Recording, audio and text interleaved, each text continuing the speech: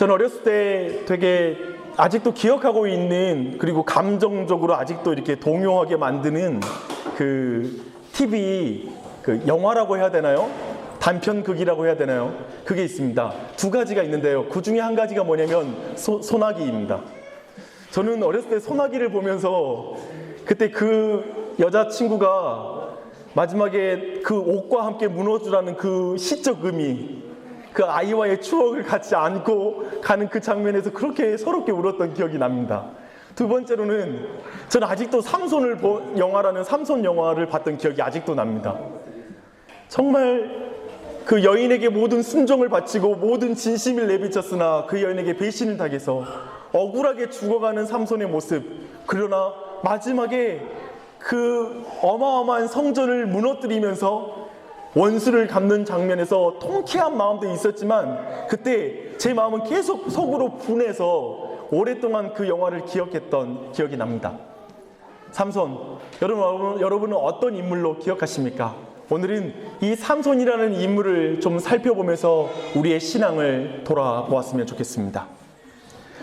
삼손은 특별히 굉장히 어두운 시대에 매우 특별한 부르심을 받고 하나님 앞에 나온 사사입니다. 그 어두운 시대를 어떻게 표현하냐면요, 우리 13장으로 가시게요. 13장 말씀을 봅니다. 13장 1절 말씀, 2절 말씀 이렇습니다. 이스라엘 자손이 다시 여호와의 목전에 악을 행하였으므로 여호와께서 그들을 40년 동안 블레셋 사람의 손에 넘겨주니라. 소라 땅 단지파의 가족 중에 마노아라 이름하는 자가 있더라. 그의 아내가 임신하지 못함으로 출산하지 못하더니. 이 시대는 어떠한 시대냐면요, 여호와의 눈앞에서 자기 보기에 옳은 대로 사는 시대입니다. 다르게 말하면 하나님의 눈을 전혀 의식하지 않고 자기 보기에 옳은 대로 행동하는 시대가 바로 이 시대입니다. 우리가 알다시피 사사기의 가장 중요한 말씀은 사사기 끝에 나오는 21장 25절 말씀입니다. 그때 이스라엘 왕이 없으므로 사람들이 자기 소견에 옳은 대로 행하였다. 여기에서도 소견이라는 표현이 있죠. 그러니까 계속해서 삼손의 전체 인생 속에서 이 보는 것은 매우 중요하게 다뤄지고 있습니다. 사사는 자기 보기에 옳은 시대에 아주 자기가 생각할 때 자기가 생각하는 방식대로 살아가는 시대에 사사로 부름 받았습니다. 하나님보다 자기의 생각과 판단, 지혜와 분별, 자기의 세계관과 자기의 인생관에 따라서 사람들이 마음껏 살아가는 시대에 사사로 부름 받은 것입니다. 또 한 가지는 이 사사기 1절, 13장 1절과 2절의 패턴에서는 이제까지 봐왔던 하나님이 사사시대에 구원하시는 패턴과 다른 패턴이 하나 있습니다. 뭐냐면 다른 때에는 이스라엘 백성이 압제를 당할 때 하나님 우리를 구원해 주세요 라고 부르짖을 때 사사를 부르시는 장면이 나오는데 마지막 삼손을 부르실 때에는 그게 없습니다. 그저 이스라엘 백성이 40년 동안 압제되었다라는 기록과 함께 바로 하나님께서 마노아의 집에 찾아가는 장면이 나타난 것이죠. 이것이 무엇을 의미합니까? 이제 이스라엘 백성이 압제를 당하는데도 하나님께 부르짖지 않는 영적으로 무감각한 민족이 되었다라는 의미입니다. 영적으로 매우 깊이 타락하게 되어진 것이죠. 예를 들면 이제까지 이스라엘 백성이 이런 패턴이었던 거예요. 자기가 섬겼던 우상을 믿는 그 민족이 자신을 점령할 때 당연히 자기를 압제하는 신은 그 우상이 되겠잖아요. 그 순간에는 그 사람들이 최소한 우리가 여호와 신앙을 버렸어, 그래서 이런 일을 당하는 거야 라고 생각하고 여호와께 부르짖었거든요. 근데 이제 그 블레셋의 신을 섬기고 있고 그 블레셋의 신에 의해서 압제를 당함에도 불구하고 더 이상 기도하지 않는 거예요. 최소한 우리들도 있잖아요. 한번 맛없는 식당에는 다시는 안 가요. 그쵸? 예를 들면 싸게 판다는 말에 속아가지고 뭐 샀다면 다시는 그 집에는 안 가요. 예를 들면 이스라엘 백성은 자기가 섬긴 우상에 의해서 고통을 당하면 최소한 여호와를 찾아야 되는데 여호와를 찾지 않고 계속 그 우상 가운데 살아가는 걸 만족하고 살아가는 영적인 상태에 있었다라고 말하고 있습니다. 여러분 어떠십니까? 아마 이 사사 시대가 오늘날의 시대와 참 비슷한 것 같습니다. 분명히 우리 모두는 우리의 판단대로, 우리의 선택대로 지금의 인생을 만들었고요. 여러분의 가정을 이루고 있습니다. 배우자도 만났고, 그리고 여러분의 직장 또한 여러분이 선택한 직장일 것입니다. 아마 지금의 모습은 여러분의 생각과 지혜와 꾀를 모아서 만들어온 인생이 지금의 여러분의 인생일 것입니다. 그런데 자신이 결정한 인생, 자신이 취한 선택으로 생긴 비참함, 행복하지 못함, 기쁨이 없는 것, 어떤 고난과 고통이라는 상황이 우리 안에 발생하게 되면, 그걸 경험하면 그 앞에서 우리 모두가 최소한 질문이 있지 않겠습니까? 어떤 질문입니까? 뭐가 잘못되었지? 아마도 이런 질문을 아마 지금 이 자리에서 다시 한번 해야 될 사람도 이 자리에 있을 것입니다. 뭐가 잘못됐기 때문에 내 인생이 이렇지? 이 중에는 어떤 사람은 이렇게 생각하겠죠.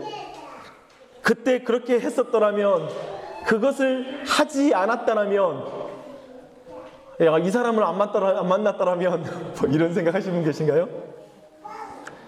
그렇기 때문에 이제는 다시는 그런 실수를 반복하지 말고 이렇게 살면 내 인생이 행복할 거야 라고 여러분들이 지금 생각하는 사람도 있을 것입니다. 또 어떤 사람은 내가 사는 방식이 틀린 것은 아닐까? 이 세상이 말하는 것을 따라 사는 게 맞을까? 지금의 결정을 가져온 나의 판단력을 의지해 남은 인생을 살아가는 게 맞을까? 남들이 부러워하는 것을 가졌는데도 내가 공허한 것처럼 내가 부러워하는 것을 가진 저 사람도 공허하지는 않을까? 그렇다면 내가 찾아야 될 인생의 방향은 뭐지? 나는 어떻게 살아야지? 어쩌면 이런 질문이 여러분 각자에게 있을 수 있습니다. 아마 어떤 나이 드신 그리스도인은 이렇게 말할 수 있습니다. 인생 별거 없어. 예수님 붙잡고 사는 게 행복한 것이야 라고 이렇게 말할 수 있을 것입니다. 근데 지금 이스라엘은 어떻게 이 상황에서 뭘 말하고 있냐면, 이스라엘의 하나님은 무슨 블레셋 밑에서 적당하게 그냥 입에 풀칠하고 살면 되는 거야. 그냥 이렇게 살다가 죽으면 되는 거야. 그게 다 인생이잖아. 우리 민족 다 그렇게 살고 있는데 뭘 내가 특별하게 살아. 이렇게 그냥 말하는 삶이었다라는 것이죠. 근데 바로 그런 시대에 지금 사사 삼손이 부름받고 있는 것입니다. 아무도 하나님의 긍휼을 구하지 않음으로 말미암아 하나님이 직접 구원자를 세우기로 결정하신 것이죠. 그런 면에서 구원에 대한 개념이 좀 다릅니다. 우리가 생각할 때 구원은 우리가 부르짖음으로 말미암아 하나님이 우리를 구해 주시는 것, 그렇게 생각할지 모르지만 이제 사사 삼손의 시대에는 더욱 분명하게 구원의 의미를 알려주고 있습니다. 우리가 부르짖을 실력이 없음에도 불구하고, 우리가 부르짖지 않음에도 불구하고 하나님이 은혜 가운데 찾아오셔서 구원자를 세우신다는 것이죠. 그게 바로 구원의 온전한 의미입니다. 그런데 그 시작은 이제 이스라엘의 형편과 꼭 닮은 불임가정 마노아의 집에 사자가 찾아오는 것을 시작합니다. 이 마노아라는 사람, 여러분 노아 아시죠? 노아의 뜻이 안식이란 뜻이에요. 마노아라는 뜻은 뭐냐면 안식처라고 말할 수 있는 이름입니다. 그런데 이 가족은 안식이 있거나 안식처가 되어줄 수 있는 가능성이 없어요. 왜냐하면 미래가 없어요. 왜냐하면 아이가 없기 때문에 그래요. 불임 가정이에요. 마치 이스라엘의 영적인 형편이 이랬던 것이죠. 너무나 좋은 이름을 가지고 있지만, 이스라엘 백성을 향한 하나님의 부르심은 너무나 크고 아름다웠지만 그것을 이룰 실력이 없는 상태, 그것이 바로 마노아의 가정이기도 하죠. 그런데 그 마노아의 가정에 하나님이 구원자를, 삼손을 보내시기로 하십니다. 천사를 통해 아기가 주어지는 이 장면이 나타나는데요, 성경에서는 천사가 직접 나타나서 아이의 탄생을 예고하는 그런 인물이 많지 않습니다. 구약에 생각나는 인물이 있습니까? 뱃속에서 막 치고 박을 때 기도하니까 알려준 인물이 있죠. 야곱이죠. 그리고 또 한 인물은 아브라함에게 알려줬어요. 이삭이라는 사람이에요. 이삭의 탄생에 대해서도 알려주고 있죠. 근데 구약에서는 이 두 인물이에요. 그런데 그 두 인물 거기에 더해서 지금 삼손이 포함되고 있는 것입니다. 신약에서는 세례 요한과 예수 그리스도가 있죠. 지금 무슨 말을 하고 있냐면 지금 삼손을 처음 부르시는 이 장면은 매우 특별하다는 거예요. 성경에서 많이 나타나지 않는 하나님의 축복과 은혜가 임하고 있고 특별한 부르심이 있는 그 존재라는 거예요. 근데 그 사람은 13장 5절에 보니까 이스라엘의 사사가 될 인물입니다. 그래서 우리 13장 5절 말씀 한번 읽어볼까요? 시작. 보라, 내가 임신하며 아들을 낳으리니 그의 머리 위에 삭도를 대지 말라. 이 아이는 태에서 나옴으로부터 하나님께 바쳐진 나시린님이 됨이라. 그가 블레셋 사람의 손에서 이스라엘을 구원하기 시작하리라 하시니. 두 가지가 특별히 주어져요.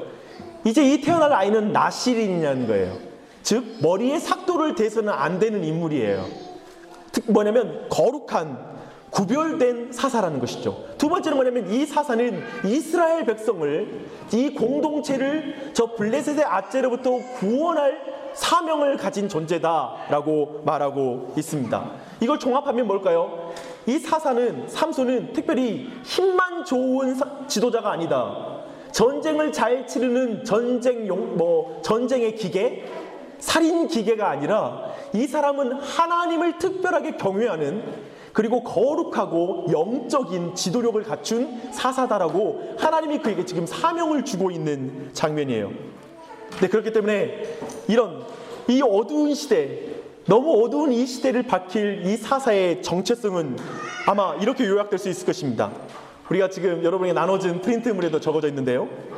자기 보기에 좋은 대로 살고 있는 이스라엘에게 하나님이 보시기에 좋은 삶을 살아야 하는 삶으로서의 사사, 하나님께 부르짖을 줄 모르는 벙어리 신자에게 하나님을 의지한 신앙의 모범을 보여줄 사사, 생명을 낳지 못해 미래가 없는 불임 교회에게 생명을 낳고 열매를 맺어 영적인 후손을 세워야 하는 사사, 단순히 압제에서 벗어나는 것이 신자의 해방이 아니라 하나님을 왕으로 모신 종이 참된 신자요 참된 하나님의 종이라는 것을 드러내는 사사, 그런 지도력을 가진 사사, 이게 바로 사사 삼손의 하나님이 주신 큰 사명입니다. 너무나 높고 명예롭고 아름다운 사명인 것이죠. 그런데 그 사사는 어떻게 됩니까? 저는 이 삼손의 인생을 살펴보면서 참 슬픈 마음이 많이 들었습니다. 지난 한 주 동안에 저는 요즘 그걸 경험해요. 말씀 묵상하면 그 인물한테 너무 감정이입이 되는 것도 있지만 제 모습이 정말 그 인물하고 너무 닮아서 너무 힘든 거예요. 요즘 얼굴이 제가 좀 어둡잖아요. 말도 잘 못하고 그 상태가 돼버렸어요. 잘못 묵상한 결과인 것 같아요. 근데 어두운 시대, 이 사사는 이 어두운 시대의 절망의 끝판왕 삼손이에요. 이 어두운 시대를 비추는 사사가 아니라 이 어두운 시대를 더 어둡게 만드는 사사로서의 위치로 전락해요. 그래서 그 첫 번째는 뭐냐면 그는 자기 보기 좋은 대로 사는 사사예요. 잘 보십시오. 14장 1절 한번 봐봐요. 14장 1절입니다. 제가 할게요. 삼손이 딥나에 내려가서 거기서 블레셋 사람의 딸들 중에서 한 여자를 보고 딥나의 한 여자의 외모만 보고 나서 곧바로 아버지한테 결혼하게 해달라고 말한 남자예요. 이 남자는 첫눈에 반하는 걸 절대적으로 신봉하는 남자예요. 그런 말 있잖아요. 그 외모는 얼마 못 간다. 그런데 외모가 안 되면 아예 못 간다. 뭐 이런 말을 들었어요. 최근에 이런 굉장히 그 값진, 그리고 아주 이 세상에 가장 고견, 이런 말을 들었는데요. 이 사람은 그냥 정말 이 딥나의 여인을 보고 그냥 첫눈에 반해버리고 곧바로 아버지한테 와서 아버지 나 결혼할래요. 이 증거 구절이 어디 있냐면요. 14장 7절에 있어요. 제가 거짓말하는 것 같죠? 삼손 말 걸었던 걸로 보이죠? 14장 7절 말씀. 그가 내려가서 그 여자와 말하니 그 여자가 삼손의 눈에 들었더라. 이제 내려가가지고 아버지 데리고 가서, 즉 신랑 신부 상견례장으로 곧바로 아버지를 데려가면서 처음으로 그 여자한테 말을 걸어요. 대단한 남자예요. 정말 얼마나 자기 보기에 옳은 대로, 자기 보기에 좋은 대로 행동한 남자였는지가 여실히 드러나요. 사실 이 의미는 창세기 6장 2절을 볼 때, 즉 하나님의 아들들이 사람의 딸들을 보고 그들을 마음대로 취했던 것을 볼 때 굉장히 영적으로 타락한 모습의 전형이에요. 그런 걸 보여주고 있죠. 또한 두 번째 여자가 있죠. 가사라는 지역. 가사라는 지역이 어디냐면요, 즉 블레셋 땅과 이스라엘의 접경 지역이 있겠잖아요. 근데 가사는 굉장히 안쪽으로 들어가요. 근데 그 깊은 곳까지 들어가고, 마지막에 오늘 말씀에 사사 삼손이 죽는 자리가 가사에 있는 신전이잖아요. 신전의 옥상에 3,000명이 머물 수 있는 규모라면 여러분, 그 건물의 규모가 한전 건물보다는 한 수십 배 컸다는 걸 상상할 수 있겠죠. 굉장히 큰 신전이에요. 즉 가사는 블레셋의 핵심적인 도시예요. 어떤 중심 도시예요. 근데 그 도시까지 들어가가지고 가서 기생을 보고, 16장 1절로 3절 말씀 봐보세요. 그 기생을 보고 들어가요. 한번 말씀 봐볼게요. 삼손이 가사에 가서 거기서 한 기생을 보고 그에게로 들어갔더니 가사 사람들에게 삼손이 왔다고 알려지매 그들이 곧 그를 에워싸고 밤새도록 성문을 매복하고 밤새도록 조용히 하며 이르기를 새벽이 되거든 그를 죽이리라 하였더라. 삼손이 반중간이 누워있다가 그 밤중에 일어나 성문짝들과 두 문설주와 문빗장을 빼어가지고 그것을 모두 어깨에 메고 헤브론 앞산 꼭대기로 가니라. 이 사람은 가사 땅에까지, 즉 원수들의 그 핵심 도시까지 들어가서 원수를 갚는 데는 관심 없어요. 그저 한 여인을 보고 들어가서, 여기 여자는 창녀예요. 창녀에게 들어가서 밤중까지 누워 있었다라고 성경은 표현해요. 그러면 누워서 뭐 했을까요? 사실 이 성경 구절은 매우 삼손이 그 늦은 시간까지 계속해서 그 여인의 몸을 탐닉했다라는 것을 가리키고 있습니다. 왜냐하면 그가 잠들면 그 원수들이 그를 죽이려고 지금 호시탐탐 노리고 있었거든요. 그런 것을 봤을 때 지금 그 사람은 밤새도록 자기의 욕구를 채우는데 여념이 없는 사사였어요. 그리고 이 사사는 부정한 것을 만지고 즐기는 사사였습니다. 여러분이 알다시피 포도원에 갔다가 딘나, 좀 더 우리 앞으로 다시 가면 딘나의 여인에게 이제 청혼하러 갈 때 포도원에 가서 사자를 만나고 사자를 손으로 양을 찢듯이 그를 찢어 죽였다라고 성경은 말하고 있습니다. 그런데 재밌는 건 14장 6절인데요. 재밌는 건 그 끝에 삼손이 부모에게는 이 일을 알리지 않았다라고 말하고 있어요. 왜 그랬을까요?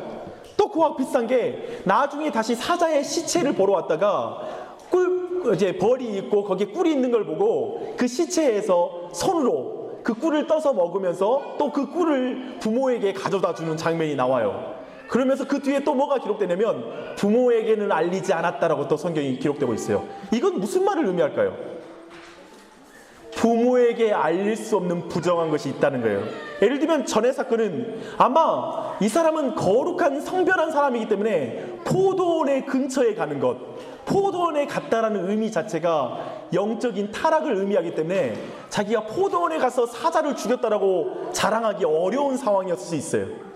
이런 어떤 문제도 가능하고요. 당연히 또 뒤에 이 하나님이 구별한 이스라엘 백성은 죽은 시체를 만져서는 안 되는데 시체에서 꿀을 떠가지고 성경은 뭐라고 표현하냐면 걸어가면서 먹었다고 표현해요. 지금 사자가 사자에게서 꿀을 떠가지고 막 이렇게 손으로 막 하면서 먹고 가고 있는 거예요. 그리고 그 꿀을 떠가지고 부모에게 갖다 주는 거예요. 부모도 더럽히는 것이죠. 부모를 욕되게 하는 것이죠. 이런 것을 볼 때에도 정말 하나님의 누구를 의식하지 않는 사람은 부모의 눈도 의식하지 않아요. 부모를 계속 속이는 자가 돼요.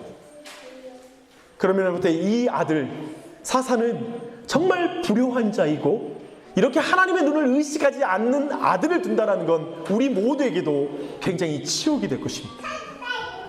이런 사사, 더하여서 이 사사는 어떤 사사입니까? 그 사사는 이스라엘의 사사가 아닌 그저 남자 사사로만 산 인생입니다. 놀랍게도 사사기는 삼손에 대한 기록이 뭐만 남냐면요, 세 여자와의 에피소드만 남아 있어요. 그냥 그 인생을 세 여자한테 다 쏟아가지고 없앤 거예요.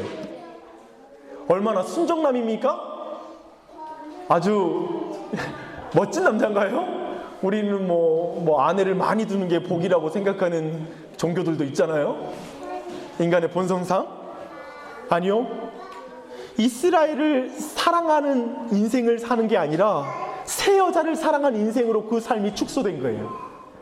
자신의 이스라엘 백성을 사랑함으로 말미암아 그들을 구원해야 될 위치에 그저 세 여자에게 자신의 사랑을 받아달라고, 좀 나만을 사랑해달라고 구걸하는 인생으로 그 인생이 맞춰요. 심지어는 여자의 사랑을 받기 위해 사사로서의 모든 정체성과 이스라엘을 버린 인생이 돼요. 16장 17절은 이렇게 말합니다. 삼손이 진심을 드러내어 그에게 이르되 내 머리 위에서 이는 삭도를 대지 아니하였나니 이는 내가 모태에서부터 하나님의 나실인이 되었습니다. 만일 내 머리가 밀리면 내 힘이 내게서 떠나고 나는 약해져서 다른 사람과 같으리라 하니라. 삼손이 여자에게 자신의 진심을 다 맞춰주는 거예요. 이스라엘의 사사가 지금 한 여자에게 모든 마음을 드러내고 자신의 모든 영적인 정체성을 다 포기해버리는 거예요. 그게 바로 사사 삼손이었습니다. 부르심을, 즉 자신의 정체성을 거절한 사사, 이 삼손은 어떤 인생을 삽니까? 결국 그는 매우 비참한 영적인 형편에 처합니다. 계속해서 뭘 보이냐면 이 사람은 이스라엘과 완전히 단절된 사사로 첫 번째 보여주고 있어요. 우리가 봤던 딥나의 여인 있잖아요. 딥나의 여인과 첫사랑은 비참하게 끝나거든요. 딥나의 여인과 그 아버지를 블레셋 사람들이 불태워 죽여요. 그리고 거기에 분노해서 삼손은 그곳에 있는 농작물들을 황폐하게 만들어버리죠. 그리고 나서 그 사람은 에담 바위 틈에 숨어 있었습니다. 그때 유다와의 대화는 이것입니다. 15장 11절로 13절입니다. 유다와의 대화를 잘 보십시오. 11절로 13절. 유다 사람 3,000명이 에담 바위팀에 내려가서 삼손에게 이르되 너는 블레셋 사람이 우리를 다스리는 줄을 알지 못하느냐? 내가 어찌하여 우리에게 이같이 행하였느냐? 하니 삼손이 그들에게 이르되 그들이 내게 행한 대로 나도 그들에게 행하였노라 하니라. 그들이 삼손에게 이르되 우리가 너를 결박하여 블레셋 사람의 손에 넘겨주려고 내려왔노라 하니 삼손이 그들에게 이르되 너희가 나를 치지 아니하겠다고 내게 맹세하라 하매 그들이 삼손에게 말하여 이르되 아니라 우리가 다만 너를 단단히 결박하여 그들의 손에 넘겨줄 것이뿐이요 우리가 결단코 너를 죽이지 아니하리라 하고 새 밧줄 둘로 결박하고 바위틈에서 그를 끌어내니라. 여러분, 사사 삼손은 이스라엘 민족 전체의 지도자고 이스라엘 백성은 삼손과 끈끈한 유대감을 가지고 그의 말에 순종하며 함께 나아가야 될 존재예요. 근데 지금 어떻게 돼버렸죠? 유다 백성들이 와서 너가 우리의 근심거리야, 이 사사야. 삼손, 너 때문에 골치가 아파.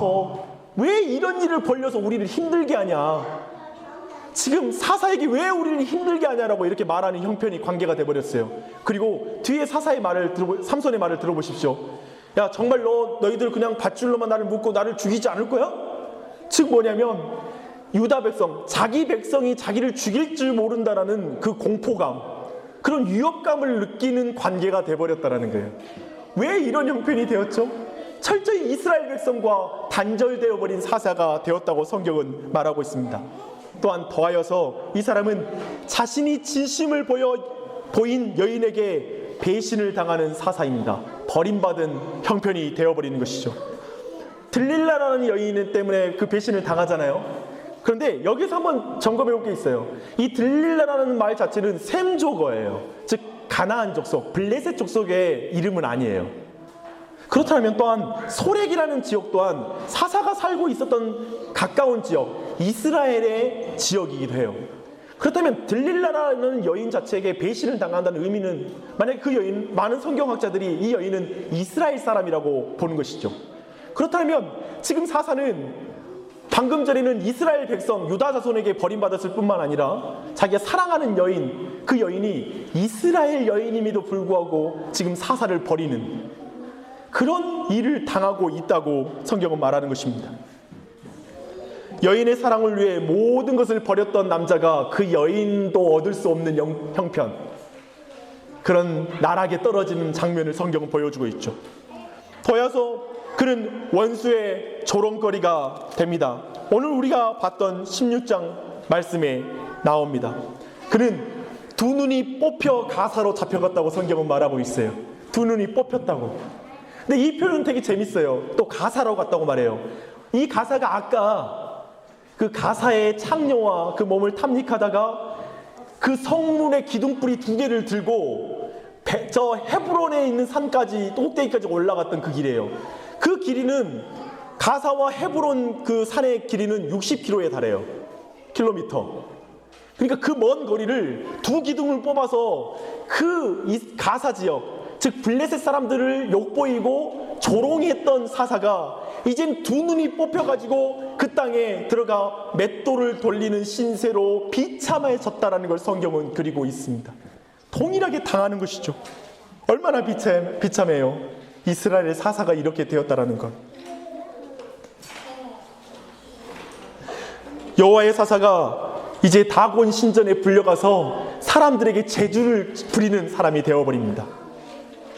그리고 다곤의 승전가를 듣게 됩니다. 우리 신이 여호와 신을 이겼다. 이스라엘의 신을 이겼다. 이렇게 사람들이 하나님의 이름을 모욕하는 소리를 계속 들어야 되는 형편에 처하게 된 것입니다. 정체성을 버린 삼손, 동일하게 오늘날에도 하나님의 정체성을 버린 신자의 비참한 형편을 우리는 보고 있습니다. 우리 자신의 이야기로 들리지 않습니까? 저는 여러분 사사야기 이야기 지금 어떻게 삼손의 이야기를 어떻게 듣고 계십니까? 찬찬히 들어보면 목사의 이야기고요, 한국 교회의 이야기고요, 오늘날 살아가는 신자의 이야기고 당신의 이야기입니다.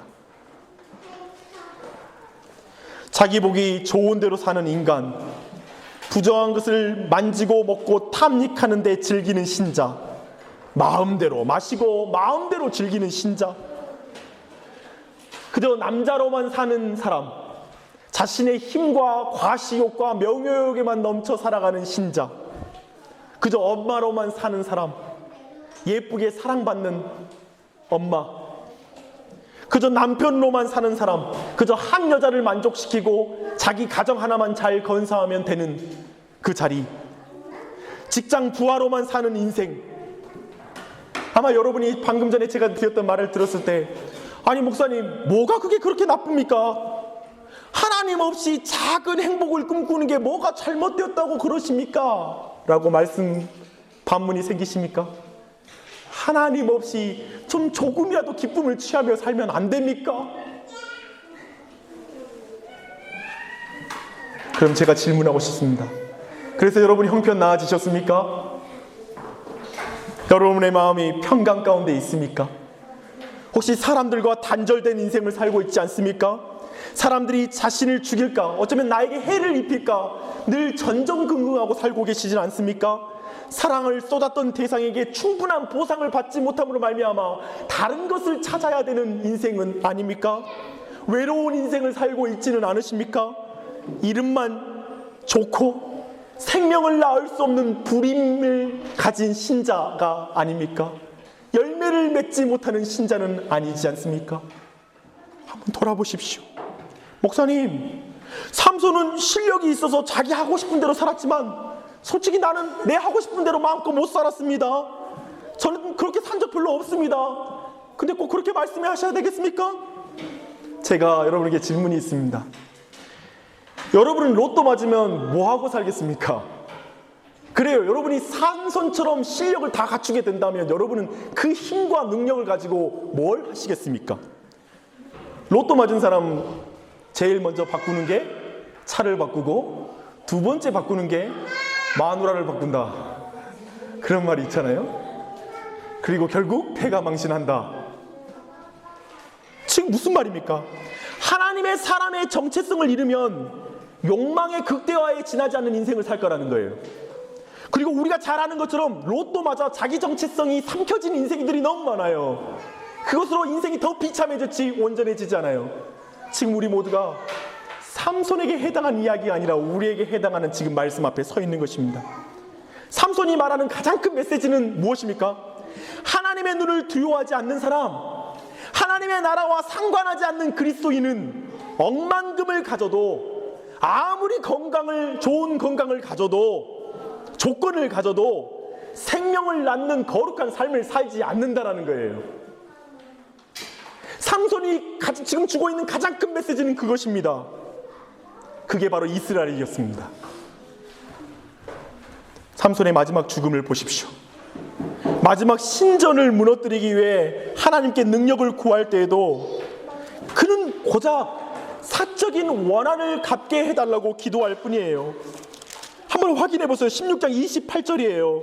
삼손이 여호와께 부르짖어 이르되 주 여호와여 구하옵나니 나를 생각하옵소서. 하나님이여 구하옵나니 이번만 나를 강하게 하사 나의 두 눈을 뺀 블레셋 사람에게 원수를 단번에 갚게 하옵소서. 삼손 사사는 마지막까지 그냥 내 두 눈 뺀 저 인간들, 날 조롱하는 인간들을 한번 죽여보겠다. 하나님의 명예에 대한 분노를 가지지 않는 것이죠. 하나님의 이름에 대한 어떤 사무함이 없는 거예요. 끝까지 내 자신을 비참하게 만든 저들을 죽이고야 말겠어라는 그 분노 가운데 마지막까지 기도하고 있는 것입니다. 이것이 삼손입니다. 여러분, 참 비참한 인생 아닙니까? 그래도 이러면 여기서 질문도 나올 수 있겠죠. 목사님, 그래도 삼손을 통해서 마지막에 블레셋을 심판하고 계시잖아요. 모든 방백들도 죽고, 그리고 수천 명이 죽었으니까 뭐 하나님 일하신 거 아닙니까? 삼손도 일 크게 한 것 같은데 너무 까시는 거 아니에요? 근데 지금 성경 자체가 지금 삼손의 인생을 매우 슬프게 그리고 있다라는 거예요. 비참한 인생이었다라고 지금 그리고 있는 거예요. 그래서 하나님은 아마도 이렇게 이 질문을 하는 사람에게 이렇게 대답할 것입니다. 얘들아, 나는 삼손 없이 블레셋을 이 땅에서 깨끗하게 지을 수 있는 전능한 하나님이다. 그처럼 이 세상을 완전히 끝장내고 없앨 수도 있다. 그러나 나는 삼손을 통해 이스라엘을 구원하고 다스리고 싶었다. 삼손을 단순히 일꾼으로 부른 것이 아니었다. 나는 삼손이 나를 꼭 닮은 사사가 되어서 이스라엘을 다스리는 걸 보고 싶었다. 그러기 위해서 불렀다. 그리고 그에게 이스라엘을 구원할 강력한 힘을 주었다. 그러나 그는 그것으로 무엇을 했느냐? 자기의 욕심을 채우고 결국 이생의 자랑, 안목의 정욕, 육신의 정욕을 위해 모든 것을 쏟아버리더구나. 낭비하더구나. 결국 두 눈이 뽑혀 저 원수의 조롱거리가 되지 않았느냐? 그리고 마지막에 내 가슴을 찌르는 기도를 하더구나. 원수 갚게 해달라고. 난 그곳에서 그런 모습으로 그가 기도하는 것에 응답함으로 블레셋을 심판하는 것을 원하지 않았다. 나는 삼손의 죽음으로 블레셋을 심판하는 것이 기쁘지 않다. 삼손은 내 자녀이기 때문이다. 이렇게 말하는 것이죠. 말씀 마무리하겠습니다. 삼손이 참 한심한 사람입니다. 여러분 모두 삼손을 볼 때 한심하게 보일 것입니다. 그런데 우리 모두 거기에서 한심한 나를 보게 될 것입니다. 하나님과 하나님의 법, 그리고 신자의 정체성을 다 버린 비참함과 한심함은 우리에게서도 반복되고 있습니다. 우리는 내 삶, 내 가정 하나 건사하는 것이 버겁습니다. 그렇죠? 우리는 삼손처럼 한심한 나를 자주 봅니다. 내 눈에 보기 좋은 대로, 내 육체의 정욕대로 행할 때가 많은 것이죠. 성경은 지금 그런 삼손을 자세하게 기록하고 있어요. 왜 성경이 이렇게 삼손의 이야기를 이렇게 길게 다룰까요? 삼손 사사기 기록 중에 제일 길어요. 사사기 사사들 중에 4장을 할애해요. 이 삼손의 이야기는 영웅의 이야기일 수가 없습니다. 지금 우리의 이야기를 성경에 기록하고 있는 것입니다. 즉 지금 삼손의 이야기에서 우리 모두는 우리 자신을 읽어야 합니다. 그런데 놀랍게도 히브리서 11장 32절의 말씀을 보면 사울이, 이 삼손이 명예의 전당에 들어가 있어요. 믿음의 사람의 전당에 반열에 올라 있어요. 아브라함의 반열, 그 이름, 믿음의 사람에 기록된 장에 그가 기록됐어요. 저는 이 부분이 도저히 해석이 안 됐어요. 사실은 예전에 성경을 잘 모를 때는 이런 질문이 있었어요. 사사 삼손은 구원받았을까 안 받았을까, 이런 질문이 있었어요. 도대체 마지막에 이렇게 비참하게 죽는 사람이 그러면 정말 구원받을 수 있을까? 그런데 히브리서 11장 말씀을 볼 때 이 사람이 하나님께서 구원하셨음을 우리는 볼 수 있습니다. 사사기로는 우리가 충분히 이해할 수 없어요. 하지만 히브리서가 말하고 있기 때문에 그가 구원받은 줄 우리가 확신할 수 있어요. 그렇다면 우리 안에 도저히 이해가 안 되잖아요. 어떻게 그런 인간이 하나님의 손에 붙들려 있을 수 있습니까? 라는 질문이 당연히 나올 수 있겠죠. 그러나 확실한 것 한 가지는 오늘날에도 그 당시에도 예수 그리스도께서, 선하신 하나님께서 그 인생을, 한심한 인생을 붙잡고 계시다는 사실입니다. 이스라엘이 구하지 않은 때에도 긍휼 때문에 구원자를 보내주셨듯이 이제 자신이, 이스라엘 백성이 아직 어둠 가운데 있을 때 예수 그리스도께서, 빛이신 예수님께서 인간의 모습을 입고 이 땅에 내려오신 것이죠. 그리고 사사는 자신이 가진 모든 것으로 실패했지만 예수 그리스도는 자신이 가진 모든 것을 나에게 쏟아 하나님께 순종하였으며 십자가에 올라 나를 향한 모든 사랑을 쏟으셨으며 나를 위한 모든 구원의 조건을 완수하신 것이죠. 그리고 그분께서 이제는 우리 안에 성령으로 함께하사 그 예수 그리스도로 말미암는 그 은혜 붙잡아 주시는 인생, 한심한 인생을 끝까지 놓지 않고 이끌어 가시는 인생으로 우리를 붙잡고 계시는 것이죠. 도대체 이것을 누가 설명할 수 있겠습니까? 우리 중에 누가 내 자신이 구원받기 합당하다고, 나의 이런 모습 때문에 하나님 앞에 설 수 있다고 말할 수 있는 인생이 어디 있겠습니까? 우리 모두 자신에게 느끼는 것은 한심함이에요. 그렇지 않나요? 그런데 하나님이 붙잡고 있다는 이 장면 앞에 우리 모두가 솔직히 말하면 이해가 안 되죠. 저도 이해가 안 됩니다. 성경은 지금 그렇게 말하고 있는 것입니다. 그러면 막 살지 않겠습니까? 어때요? 그러면 우리 이제 막 살아도 될까요? 한심하게 계속 사는 거죠. 한심한 인생을 그러면 계속 반복하지 않겠습니까, 목사님? 그러니 좀 단번에 한심함을 탈피할 수 있는 그 비법 좀 알려주시지. 늘 설교가 늘 어정쩡해요. 여러분, 레미제라블이라는 영화를 아시죠? 장발장이 막 살던가요? 그러면 레미제라블이 아니죠. 하나님의 위대한 구원을 받은 자는 위대한 사명을 살아갈 수 있는 것이죠. 하나님이 끝까지 붙잡아주는 인생은 그 한심함을 견디며 주님 앞에 더 나아갈 수 있는 것이죠. 그게 우리지요. 사사기는 그것이 얼마나 비참한 신자의 삶인지를 보여주고 있을 뿐이에요. 저 삼손의 삶이 얼마나 비참한 삶인가, 결과가 아니라 천국에 갔다, 블레셋에서 죽였다, 이 자체가 하나님이 우리를 향하여 가지고 있는 핵심이 아니라는 거예요. 여러분 통해서 큰 일을 이루는 것, 우리 교회를 통하여 우리 도심 뒤집어 놓는 것, 그게 교회를 향한 핵심의 사명이 아니라고요. 궁극적으로 이 삼손은 사사정이라는 하나님의 계획이 불능 상태가 되도록 만들어버립니다. 이제 이유는 사사가 안 나타나요. 물론 사무엘이라는 존재를 일으키시지만 이제 왕정으로 넘어가는 과도기에 있을 뿐이에요. 하나님의 계획을 망가뜨리는 사사, 멋지게 성공하고서도 그렇게 할 수 있다고요. 오늘날 우리나라 교회 또한 멋지게 건물 지어놓고 하나님을 최대한 욕되게 할 수도 있다고요. 그게 이 세상이에요. 하나님은 대답하십니다. 그러나 이 삼손을 통하여 여전히 붙잡으신 그 하나님 우리에게 말씀하고 있습니다. 너희는 이길 수밖에 없다. 그러니 막 살지 말아라. 난 널 의를 행하게 하려고 죄에서 건졌단다. 난 널 의의 자녀로 살게 하려고 너의 죄를 짊어지고 죽었단다. 그래도 너만을 위해 너 가정만 건사하며 사는 것도 힘들다고, 이 세상살이 너무 사는 것이 이 세상이 너무 악하다고 그렇게 말하면서 내 부르심을 거절하겠느냐? 그래서 삼손처럼 살고 싶다고? 부러워할 사람을 부러워해라. 그러니 너의 정체성을 지키며 살아라. 내가 너를 부르신 부르심에 맞춰 살아라. 내가 내게 준 것을 즐기며 살아라. 생명을 낳는 길을 살아라. 명예로운 길을 살아라. 은혜를 받았으니, 정말 내가 너를 낳아두었으니 이제 자라가라. 그래서 복음의 충만함을 더 깊이 누려라. 말씀 안에 더 깊이 누려가거라. 더 기도하며 하나님의 은혜를 더 깊이 누려가거라. 순종의 기쁨을 체험하거라. 전 여러분 안에 자신의 삶을 깊이 돌아보고 결단하는 은혜가 임하기를 바랍니다. 그런 은혜가 이 삼손의 말씀을 통하여 여러분께 주어지기를 바랍니다.